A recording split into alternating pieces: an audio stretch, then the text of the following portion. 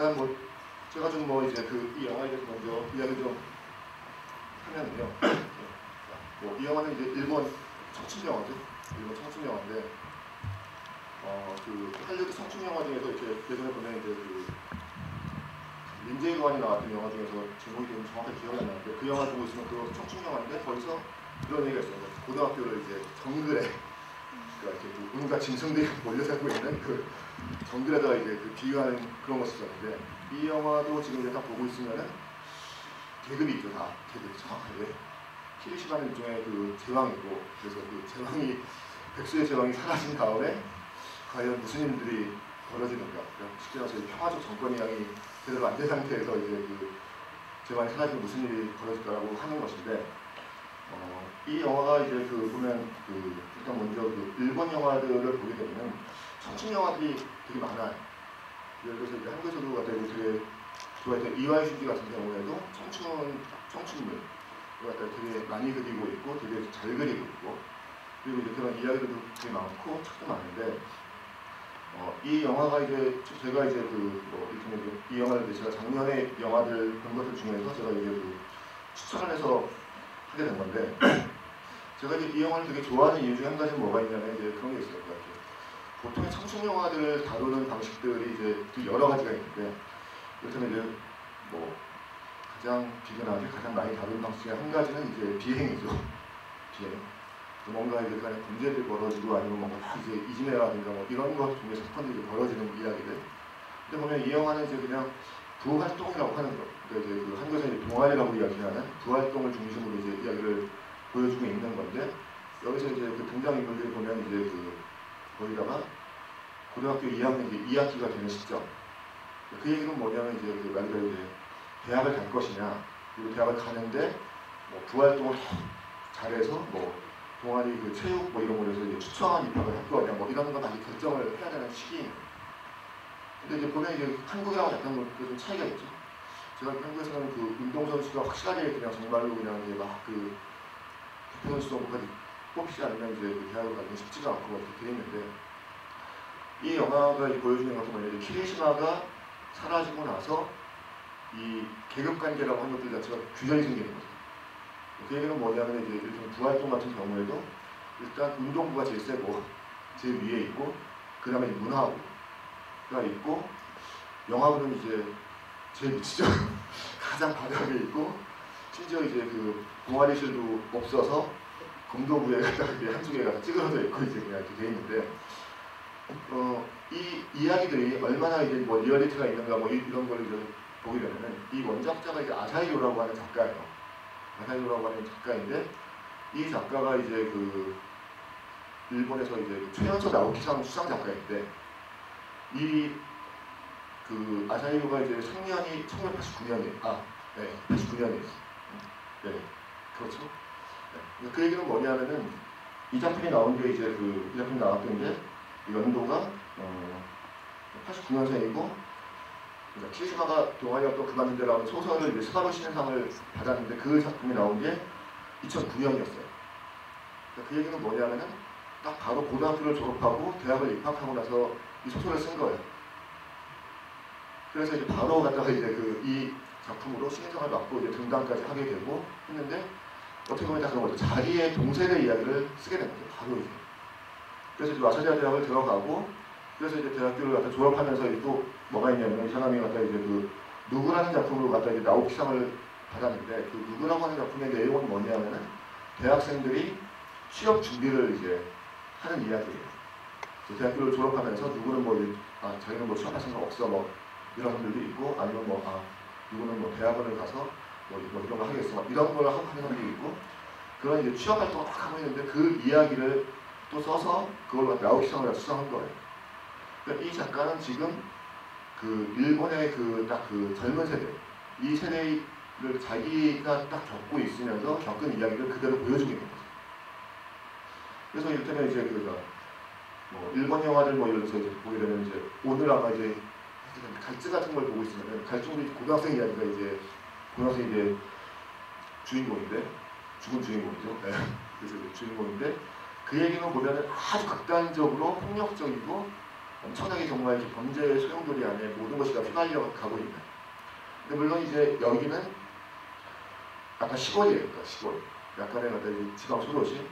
찍은 장소를 보면 고층하고 이제 그 시골 그쪽에서 같이 찍었던 데니까 이게 시골, 되게 시골이거든요.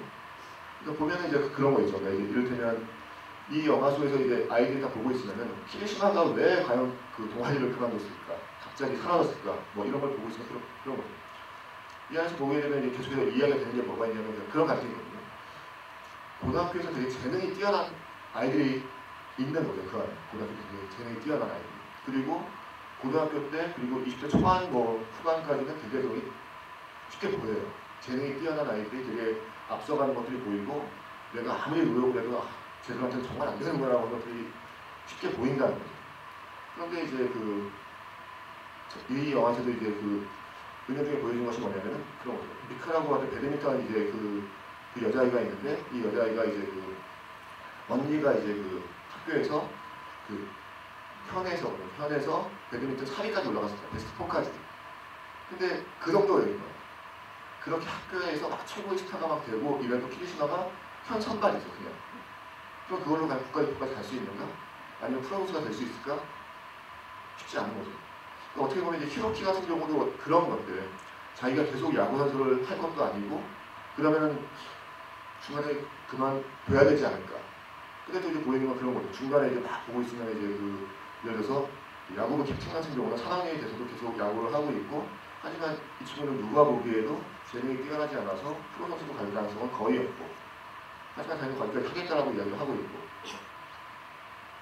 그래서 이제 이 영화가 저는 되게 흥미로운 지점들이 뭐냐면 이제 어쨌든 영화라고 하는 것을 가지고 이야기를 하고 있는데, 일본의 영화제라고 하는 거는 이제 한국에서는 지금 영화제가 대단히 거의 한 이제 90년대 말, 2000년대 초반서부터 이제 르네상스가 되면서 대단히 중심이, 어떤 문화의 중심이 되고 있는데, 일본에서는 연예 중심이 아니에요.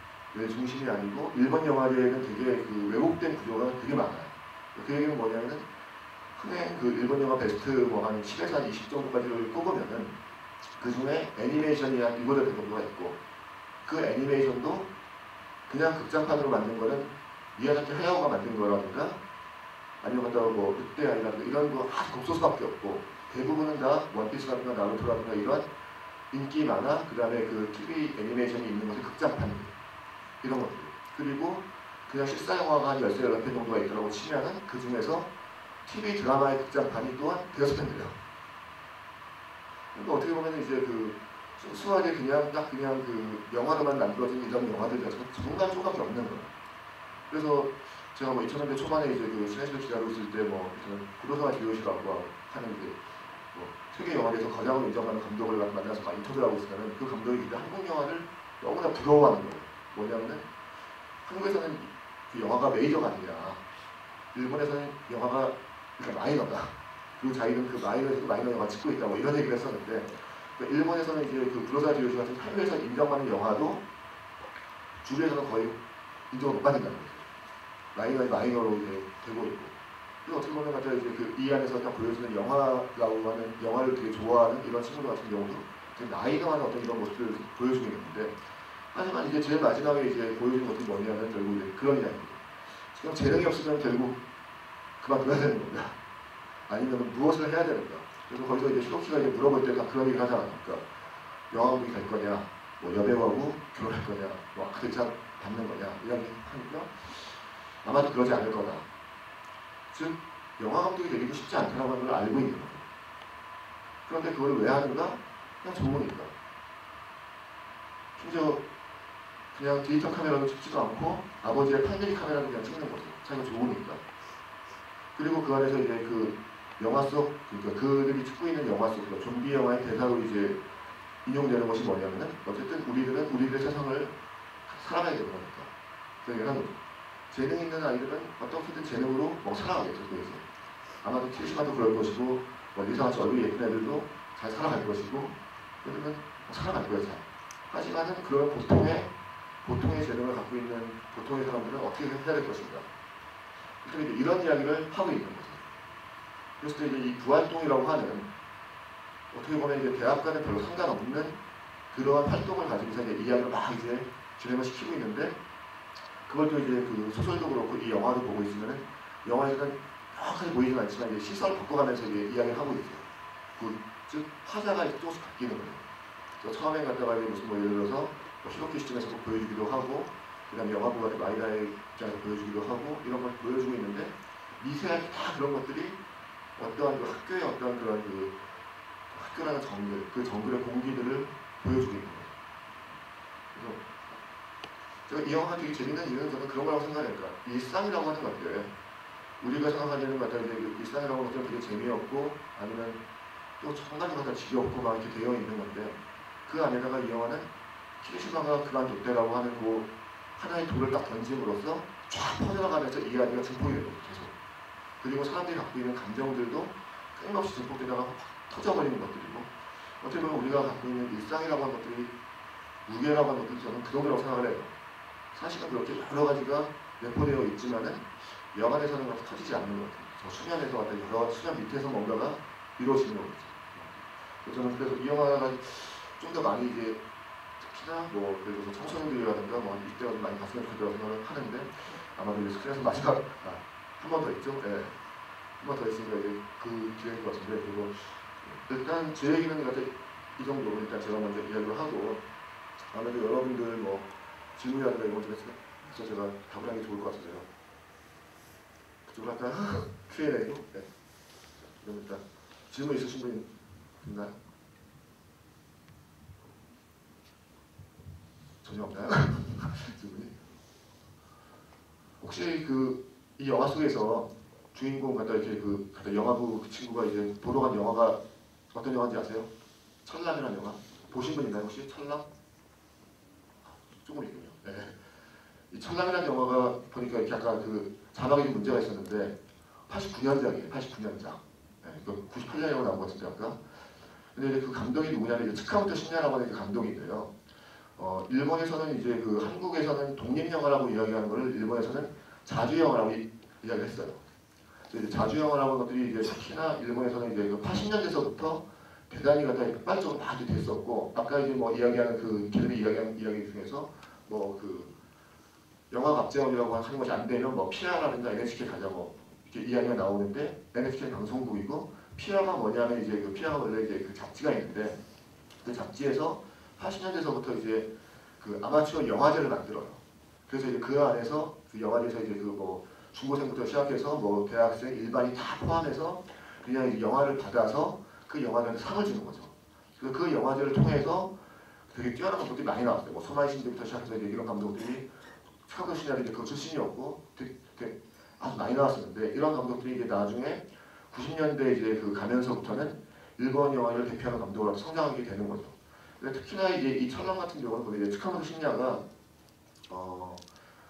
이런 영화를 만들어요. 이 사람이 갖다 이제 보게 되면, 이 사람이 만든 영화를 보게 되면 이제 크레딧이 뭐가 있냐면은 일단 제작, 그 다음에 감독, 그 다음에 각본, 그 다음에 촬영, 편집, 음악 다 해요.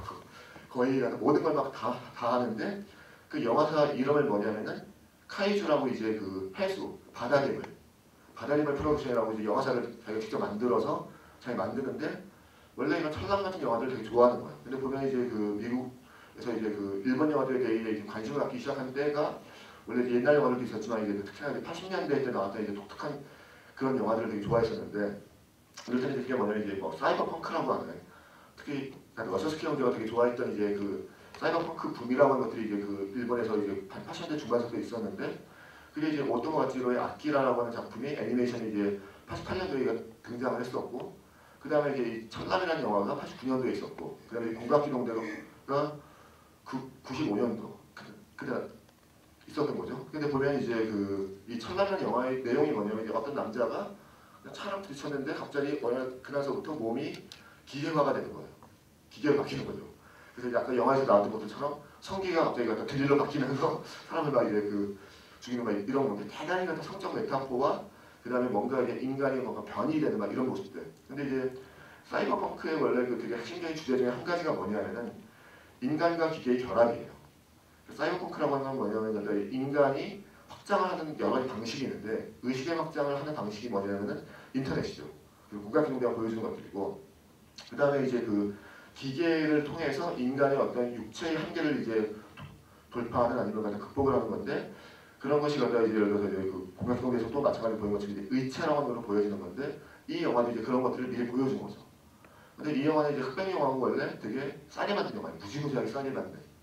그래서 이제 그 다음에 갖다 이제 그 뭐 속편도 만들고 했었는데 이제 그래서 국내에서도 뭐 이제 개봉한 영화도 꽤 많이 있어요. 뭐 쌍생아라든가 뭐 이런 영화도 개봉했었고 동경의 주먹이라든가 뭐 이런 영화도 했었고 재작년이죠. 네, 재작년 정도에 이제 국내에 개봉했던 영화가 고토코라는 영화가 있어요.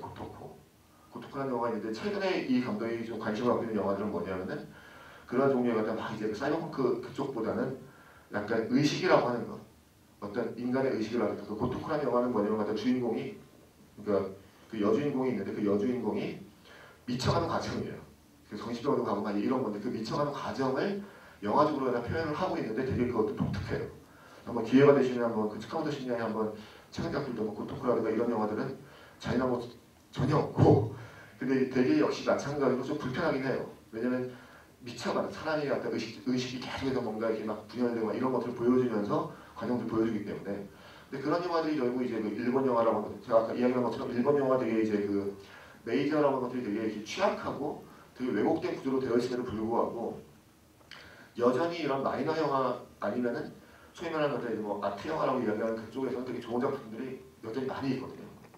물론 그 이유 중에 한 가지는 뭐냐면은 한국에서 그 매년 만들어지는 영화가 지금은 이제 IPTV용으로도 되게 많이 만들어지고 그다음에 자회전 영화도 많이 돼서 하는데 1년에 그래도 한 150편 정도 그쯤일 거예요. 그리고 그다음에 불과 한 4, 5년 전까지만 해도 거의 한 1년에 한 100편에서 120편 그 정도 했었는데 일본은 매년마다 그러니까 2000년대 초반에 되게 완전 타락하는 시기에 만들어진 영화가 거의 한 300편, 400편이었어요. 그래서 지금도 갖다 한 4, 500편 이상을 만들어지는 거예요. 그러다 보니까 되게 좋은 영화들은 있는 거고. 근데 이제 문제는 뭐냐면 이제 한국에서 그런 영화들이 잘 수입이 안 돼서 국제에서 개봉도 안 하고 그래서 이제 그런 영화들을 갖다 구해보시려면 이제 그냥 이제 좀 불법적인 경로를 통해서 구해보시는 것들도 이 감독의 영화 같은 경우들도 보면 이제 뭐 수입된 영화들이 그렇게 늘 많지가 않거든요. 스카우트 시냐 그쪽 이야기가 이 정도로 하고 뭐 질문 없으신가요? 예, 저쪽에.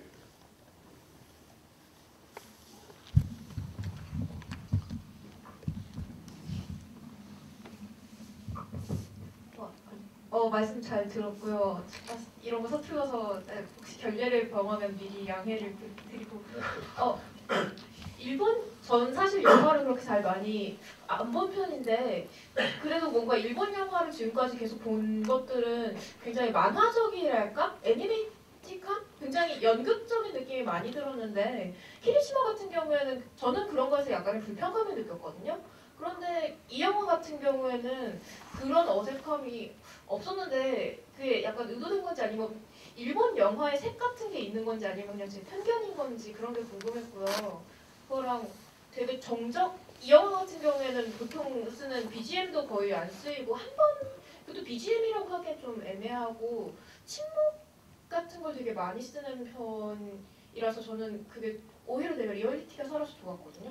근데 이런 걸 뭔가 관련해서 말씀해 주실 수 있는 게 있는지 궁금해요. 일단 뭐 일본의 어떤 그 영화도 그렇고 문화도 이제 이야기를 하게 되면은 그렇잖아요. 그 문학 같은 경우에도 일본에서 되게 발달되어 있는 것이 그 이제 개인적 사소설이라고 이제 이야기하는 개인을 되게 파고드는 아니면 되게 개인적이고 내밀한 이야기를 되게 잘 다루거든요. 그리고 일본의 어떤 문화적인 것들 아니면 뭐 심지어 이제 뭐 상품 뭐 이런 걸 이야기할 때도 디테일이 되게 뛰어나다고 이렇게 이야기를 해요.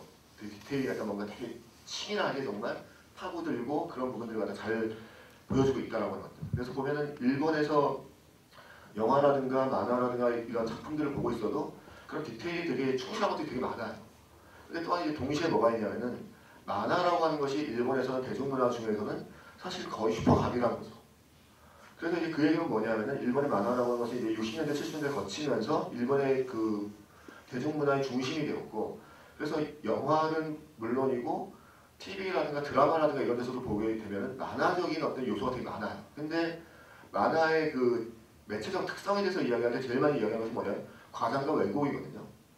이것이 뭐 리얼리티를 갖다가 뭐 훼손한다 이런 게 아니라 기본적으로 만화라는 매체 자체가 어떠한 현실이라든가 캐릭터라든가 이런 것들을 사건이라든가 이런 것들을 과장하게 된다는 거예요. 과장해서 묘사한다는 얘기죠. 그리고 또한 현실과 다른 방식으로 비틀어서 왜곡을 시킨다는 거예요. 그 얘기는 뭐냐면 이제 일종의 소위 말하는 명랑 만화 같은 걸 보고 있으면 딱 보이거든요. 아니면 갖다 네컷 만화 같은 것들 딱 보고 있으면은 왜곡을 시키죠. 근데 그 왜곡이 갖다 우리가 하는 것들처럼 갖다가 무슨 뭐 현실을 오도시킨다 뭐 이런 의미의 그런 왜곡이 아니라 말 그대로 그냥 그런 다른 거울로 보이게 만드는 거예요. 그런 것들로.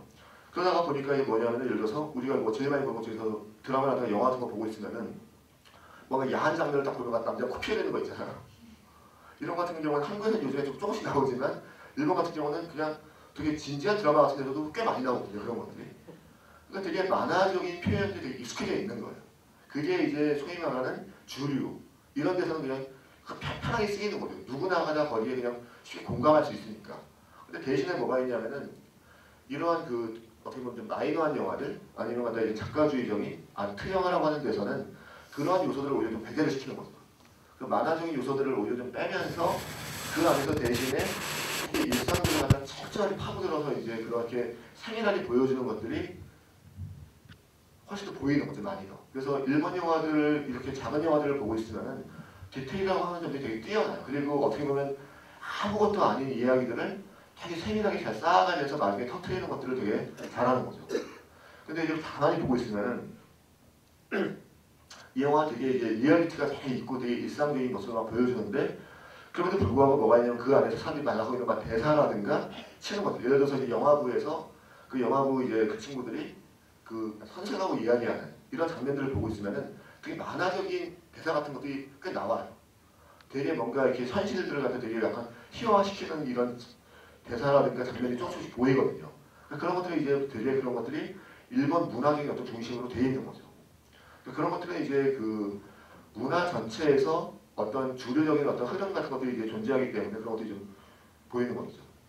그리고 이제 음악이라고 하는 요소들 같은 경우는 뭐 이제 그 이 영화만이 아니라 뭐 유럽 영화라든가 미국 영화들에서도 보면 작은 영화들에서는 의도적으로 그런 BGM들을 갖다가 축소시킨 경우들이 꽤 많이 있어요. 왜냐하면 그거는 그 할리우드 영화 특히나 이제 상업 영화, 메이저 영화 이런 데서 막 보고 있으면은 뭐가 있냐면 이제 그 중요한 순간에 감정을 증폭시키려는 순간에 음악이 먼저 나오거든요. 항상 음악이 쫙 끌고 나가면서 이러한 감정을 느끼세요라고 하는 것들을 가지고 유도한 경우가 되게 많아요. 근데 이제 의도적으로 이런 영화들에서 그런 것들 배제시키는 거죠. 음악이 아니라 그냥 장면만으로 그것들을 갖다 느끼게 만들어준 거죠. 그래서 이제 그런 영화들에서는 이제 리얼리티를 되게 중요한 작은 영화들에서는 그렇게 그 어떤 BGM들을 갖다 의도적으로 빼는 경우들이 되게 많죠. 네.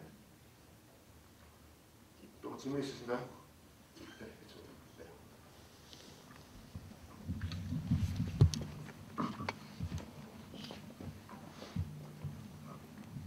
그냥 앉아서 말해줘도 되나요? 예. 그 방금 전에 이제 그 뭐라 해야 되지? 일본 영화의 그 과장됨과 지금 키리시 같은 진지함에 대해 말씀해 주셨는데 그 한 10년 전이나 이제 뭐 일본에서 이제 만화 원작의 영화가 된 것들 꽤 많잖아요. 뭐 20세기 소년이나. 근데 이제 최근에 일본 만화가 영화화된 경우에 뭐 브라우저의 보고 기생수나 바르네 오신 같은 경우에 굉장히 진지하게 나오고 있고 과장이 거의 없거든요.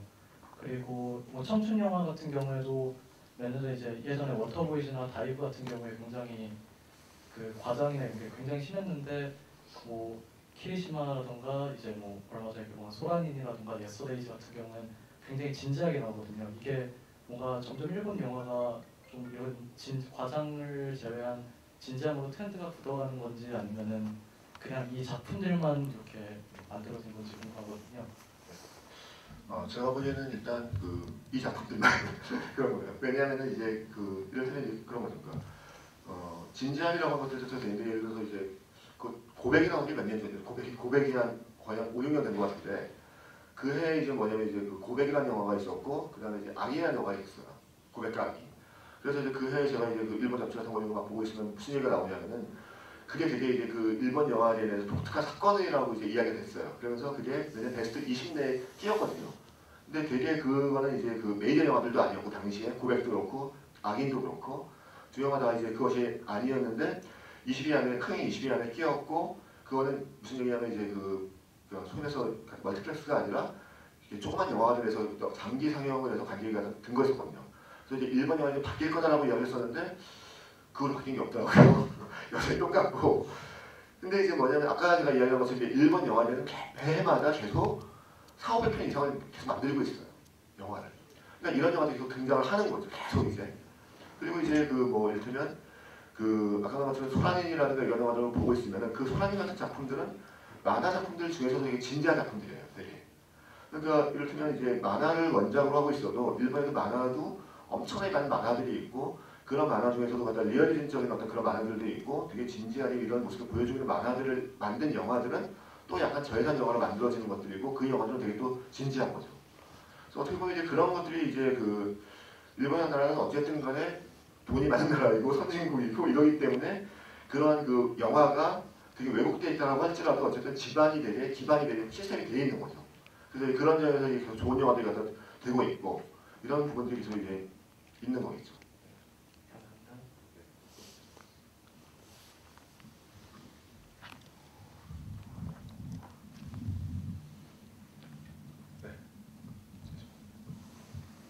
그 쥐주부에서 네.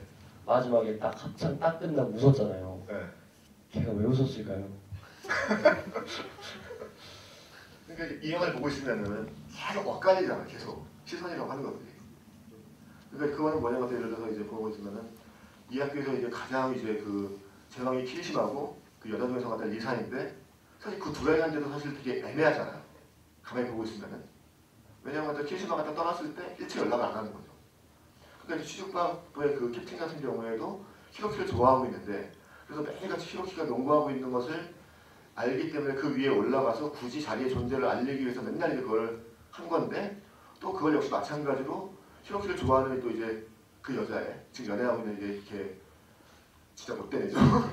걔는 또 이제 그거를 의식을 하고 있는 거죠. 또 이제 그런 것들을.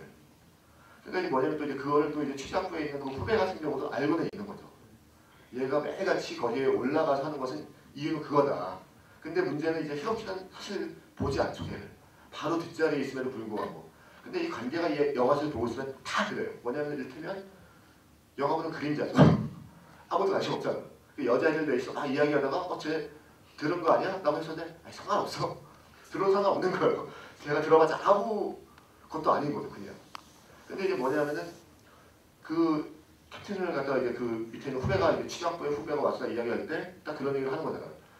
뭐 부장이 항상 이렇게 연주하는 모습을 보면 어떤 남자든지 좋아할 거다, 반할 거다라고 이야기를 하잖아요. 그리고 그게 결국 뭐냐면은 그 연주를 가장 잘한 거죠. 어떻게 보면은 그 안에서 선생도 와서 다 이제 그거를 다 같이 합주를 딱 했을 때 그 합주가 누구나 만족할 만큼 보이게 된 거죠. 그래서 어떻게 보면 이제 그런 거죠.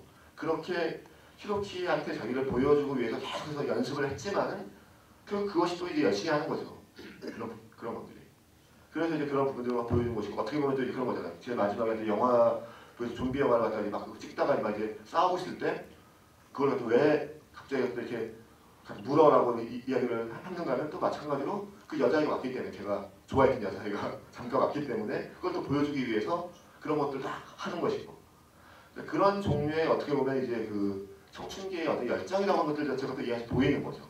그리고 아무런 이것이 미래하고 연결이 없을지라도 그런 부분들이 또 이제 재밌는 거죠.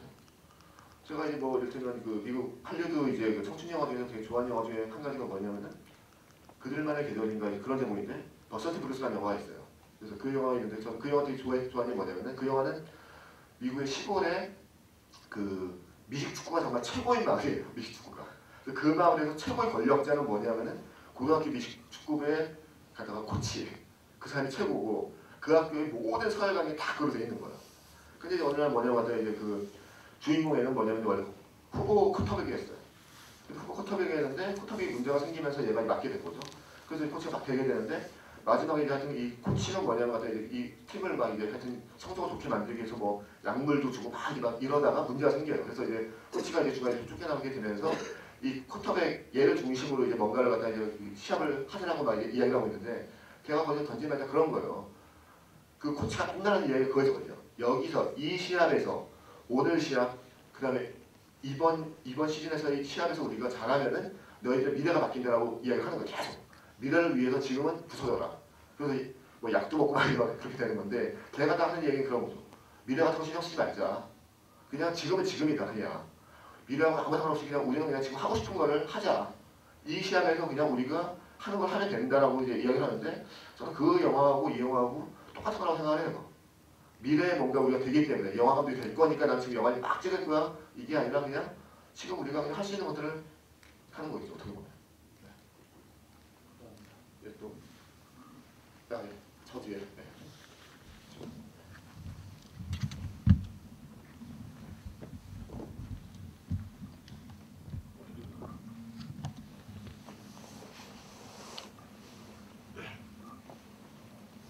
우선 영화 자체에 대해서 제 감상과 좀 질문을 드릴까 하는데요. 저는 키리시마라는 사람이 여기 영화 극 중에 실존 인물이라기보다는 그 끼리 간의 소통 부재라든가 갈증, 희망 그런 걸 좀 해결해줄 일종의 구세주라고나 할까? 그렇게 좀 실존 인물이 아닌 것 같은 느낌이 좀 들어요. 그래서 좀 평론가님 느낌은 어떠신지. 그리고 여기 좀 그곳 청소년들의 그 일상을 좀 소소하게 엿볼 수 있는 영화 같은데 아무리 봐도 좀 입시 문제라든가 우리가 그토록 고통받는 입시 문제 그런 게 참 없더라고요. 그래서 그건 하나 진짜 너무 부럽고요. 그리고 뭐 일본 영화가 침체기라고 그러는데 그건 그 일본 영화의 좀 특징이 좀 국제 시장의 특징이 자국에서는 좀 냉대받는데 해외에서는 엄청 좋아하고 있습니다. 일본 영화를. 예, 이상입니다. 네. 일단 그 키리시마 같은 경우에는 보이지가 않죠. 한 번도 안 보이죠. 그러니까 그 말은 맞아요. 키리시마가 일종의 구세주라고 하는 거예요. 왜 그러냐면은 이 안에서 키리시마가 빠짐으로써 모든 갈등이 촉발되는 거죠. 그 얘기는 뭐냐면은 이 안에서 가만히 보고 있으면은 항상 밑에 있는 사람들은 위를 보고 있어요. 항상 위에 있는 누군가를 보고 있는 거죠. 아니면은 자기하고 비슷한 처지에 있는 누군가를 보고 있어요. 계속 그걸. 근데 여기서 문제가 뭐냐면 키리시마가 빠져버리니까 각자 갖고 있는 불안들이 갖다 보이기 시작하는 거고 촉발되는 거죠. 다 이제 그런 것들이. 그러면서 갑자기 사건들이 터지는 거죠. 다. 왜냐면 연쇄적으로 계속해서 리사가 화를 내니까 그리고 리사가 불안해하니까 그 밑에 있는 여자애가 또 불안해하고 또 불안해하면서 막 거기서 또 이제 그렇게 보이니까 그 밑에 있는 애들이 또 역시 그런 모습에 대해서 불만을 갖게 되고 이런 식으로. 키리시마라고 하는 인물은 어떻게 보면 이제 이 안에서 또 보고 있으면 이 안에 되게 중요한 역할들을 하고 있는데 일종의 맥커핀 같은 거예요. 맥커핀처럼. 사실은 키리시마가 안 나와도 아무런 문제가 없다는 거죠. 하지만은 그것이 있기 때문에 사건들이 시작되는 거죠. 모든 것들이 다.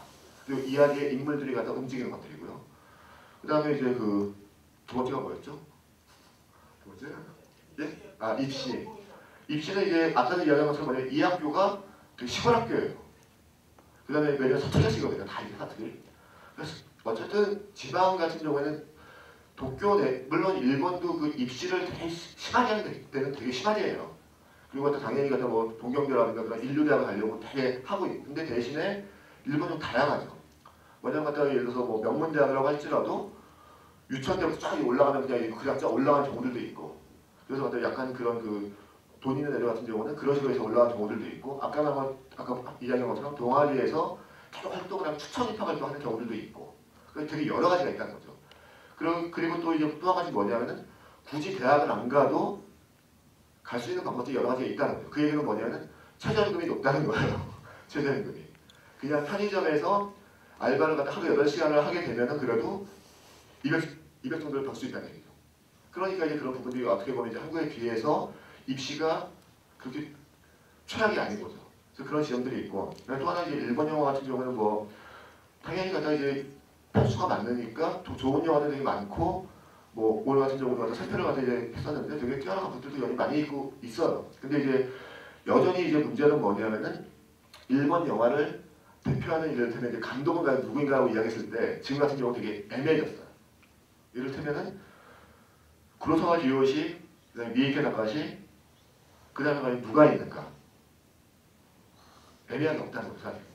카와세 나오미 같은 경우에도 사실 그 감독이 갖다 일본 영화를 막 대표하면서 전 세계에서 갖다 막 대표하는 감독인가 애매해진 거죠.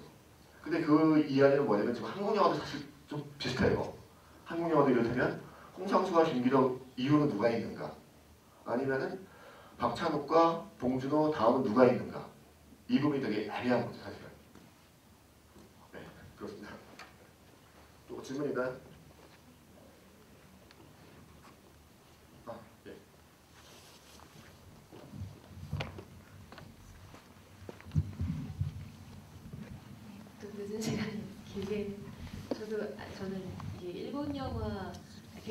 지금은 이제 방송 제작 관련 이제 그런 것 교육을 받고 있고요. 오늘은 한창 이제 뭐 카메라 저는 좋아서 실컷 찍었는데 엄청 깨지고 내가 한 이 정도라고 생각했는데 바닥보다 아무것도 아니구나 그런 정말 슬픈 마음으로 근데 되게 전혀 좀 생각지 못하게 와서 사실 좀 우연히 본 영화였는데 사실 개인적으로는 일본 영화를 볼 때마다 조금 느껴지는 그 느낌이 약간은 그 한국 영화를 워낙 좋아해요. 제가 진짜 거의 대사를 같이 칠 정도로 너무 좋아하는데 이제 가끔씩 이제 일본 영화를 볼 때 좀 느끼는 건 약간 이렇게 긴장감이 이렇게 좀 떨어지고 근데 아까 표현하신 게 일상을 되게 좀 소소하게 묘사를 잘한다는 생각이 드는데 그 우연히 봤던 고백이라는 영화는 너무 깜짝 놀라서 보고서 음악도 너무 탁월하고 영상이나 내용이 깜짝 놀랐던 영화인데 이번 영화는 어쨌든 개인적으로 느꼈던 건 일본 하면 사실 딱 떠오르는 게 그런 사실 저는 입시 막 이런 게 되게 그런 이미지인데 고등학생들인데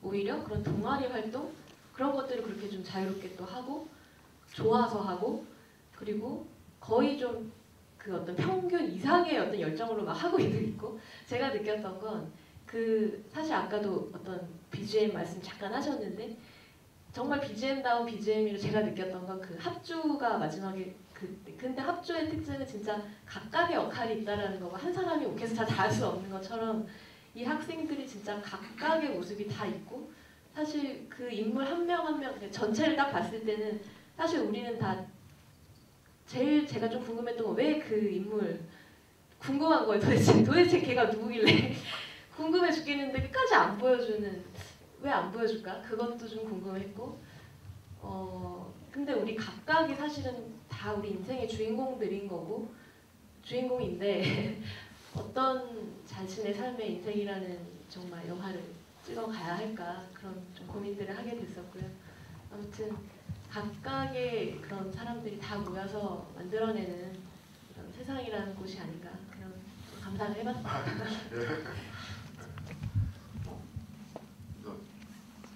보면은 이제 그 일본 문화에 대해서 뭐 예를 들어서 옛날부터 이제 뭐 루스 베네딕트 뭐 이런 사람들 이야기하는 뭐 쿠카와 칼 뭐 이런 이야기를 했었고 또 이제 어떤 사람들은 뭐 이제 세디즘과 센티멘탈 이거 두 가지가 공존하고 있다. 되게 보고 있으면 이제 어떤 일본 영화를 보고 있으면 무지하게 막 폭력적이고 정말 미친 듯이 막 뭔가를 막 보여주는 그런 영화들도 있고 또 정반대로 아주 소소한 예를 들어서 무슨 뭐 카모메 식당이라든가 안경이라든가 이런 류의 그 소위 말하는 힐링 영화들은 또 이제 보면은 너무너무 잔잔하게 또 이제 이런 것들을 보여주고 있죠. 이런 것들이 어떻게 보면 이제 그런 일본 문화의 어떤 특성들을 보여주는 것일 수도 있어요. 그러니까 그런 부분들이. 그리고 이를테면 이제 그 합주에 대해서 이야기를 막 이제 그 하고 있으면은 일본의 사상에 대해서 이제 이야기를 하면 이제 가장 기본적으로 일본이 가장 중시하는 건 뭐냐면 화거든요. 화. 화합할 때 화.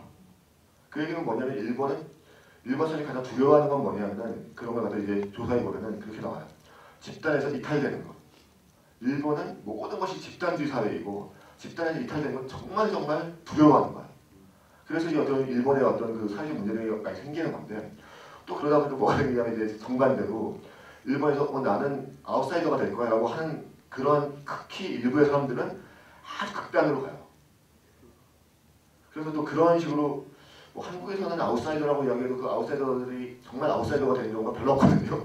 그냥 이제 메이저가 못해서 아웃사이더가 되는 경우들이 꽤 있는데 일본은 정말 아웃사이더 확 가버려요. 그래서 저는 이렇게 보다 이제 그 아까 이야기했던 게 갈증이라는 영화 뭐 나카시마 데치아라는 감독인데 그 감독이 만든 영화들을 보고 있으면 뭐 혐오스러운 마츠코 일생 그다음에 고백 뭐 이런 거 쫙 만들고 있는데 요번에 만든 갈증이 가장 그 어떻게 보면 갖다가 이제 그 도발적이고 되게 폭력적이고 되게 뭔가 이렇게 그 딱 논리적으로 일부러 끼워 맞추지 않고 있어요. 그래서 사실 저는 그 영화를 되게 좋아하거든요.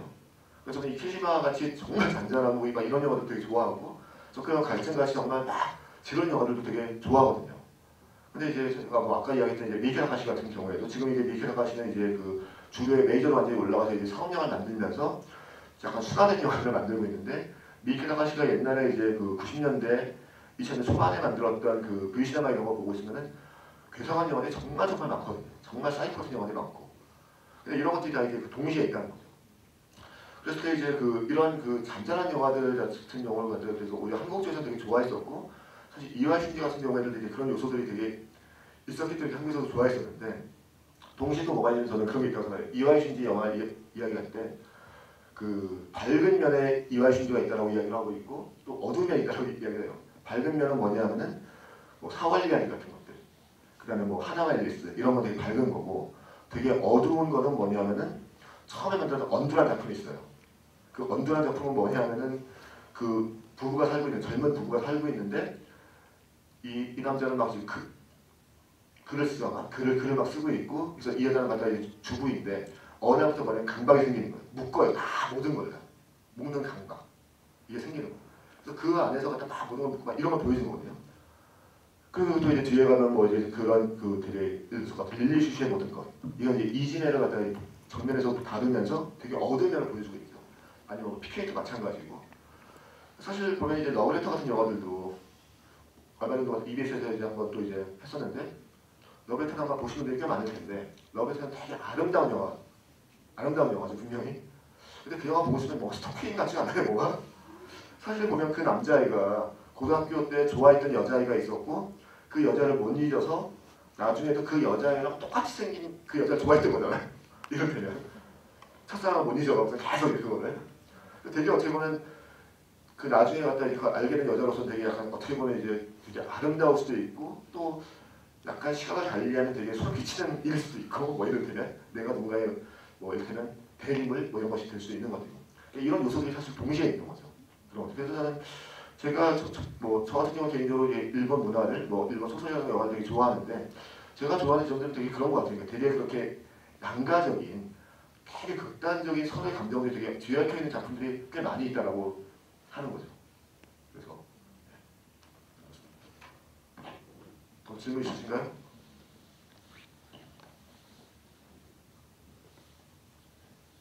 그럼 시간이 좀 된 것 같죠? 이제 시간 된 것 같죠?